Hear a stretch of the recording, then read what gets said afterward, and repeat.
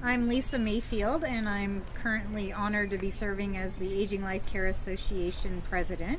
And my practice is in Seattle, Washington, called Aging Wisdom. And I'm Kate Granigan. I'm a board member here at the Aging Life Care Association, and I am a clinical social worker, and our practice is in Newton, Massachusetts, life care advocates. What do you think it's going to take to get younger people to start thinking about this as a career? I love that question. Yeah. That's one of our biggest struggles. We have a lot of people retiring, and a lot of people moving out of the profession, and we're really hopeful that we can attract young, energetic, and interested people to this field. Is there a college curriculum that addresses this particular problem?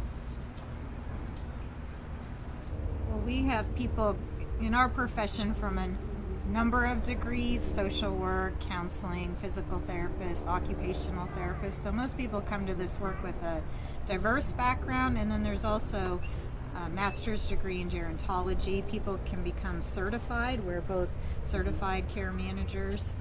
So that's kind of the extra training people get to do this work. What are the steps that a person has to go through in order to be certified? Mm-hmm. As a caregiver? To be certified as a life care manager, you need a college education typically. There's different, I think what's important is our association is really looking to broaden helping people be members and work with this population in their interest, of gaining more knowledge.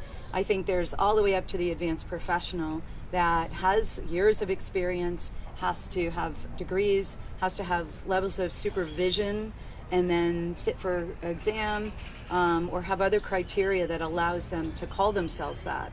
And so I think what's important is it's, like many other professions, there's different degrees, there's different, stages of that. And I think one of the reasons the Aging Life Care Association is so interested in helping people understand this as a professional track is that we provide that support. We help people become educated. We act as mentors in this field because many of us, I've been doing this for 20 plus years. There's a lot of credentials and credibility because we want people to have someone that knows what they're doing on this very scary journey. And so it's our job in our association, the Aging Life Care Association, to help people identify that we are the real deal, that we are here. Aging is a big business. And so from a consumer point of view, it's really important that the consumer, who is, as we saw with the O'Briens, they're fearful. Many families are lost. And so the last thing they need is someone walking them down the path that doesn't know the directions themselves. So our job is to help make sure that people who are looking at the Aging Life Care Association for those resources across the country knows that they're getting people who have been, who have a criteria and a credential and a standard of practice and ethics that will take them on that journey safely and with care.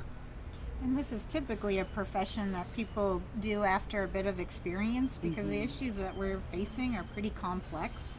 Alzheimer's, for an example, there's so many complicated issues: family dynamics, how different family members react to a diagnosis, acceptance, kind of lack of acceptance of the changes happening, the medical conditions that are impacted. Greg explains, well, it's not only impacting the mind, it impacts the body, and the body starts to betray people. So you need quite a bit of experience with all those issues to be able to help families in a really knowledgeable way.